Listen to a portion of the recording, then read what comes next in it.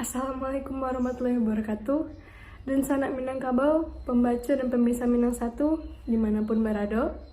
Walaupun masih 1 tahun lagi pemilihan gubernur Sumbar, namun kinilah banyak bana namo-namo tadanga di haro-haroan yang kemenggantian gubernur kita yaitu Irwan Praitno. Dan sana namo-namo yang disabuyan itu antara lain adalah Nasrul Abid, wakil gubernuran kini, Ado Pulo Mulyadi, Ketua DPD Partai Demokrat Sumbar, dan juga anggota DPR RI yang ala terpilih untuk yang ketiga kalinya. Tapi Leo nama mundur dari anggota DPR RI untuk mengabdi jadi gubernur Sumbar.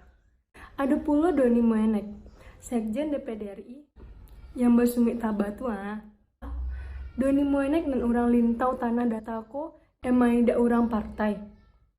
Tapi kok ada partai yang mau suangan Liau, mungkin Liau amuh mah.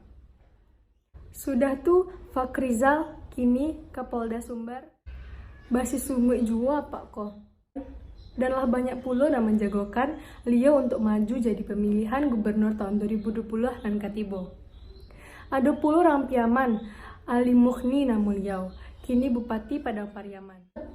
Jo Ketua DPW PAN Sumbar. Leo ko juga disabui-sabui ke maju mencalon jadi gubernur.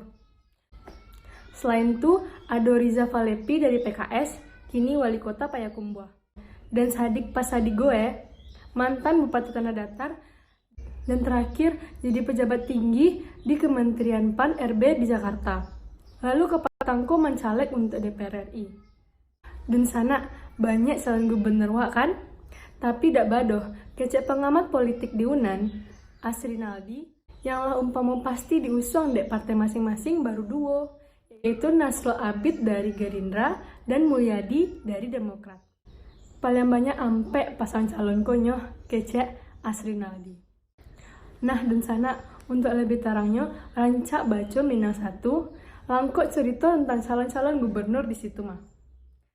Baca dan sana Minang 1, Minangkabau sabananya. Jaya Minangkabau, Jaya Minang 1.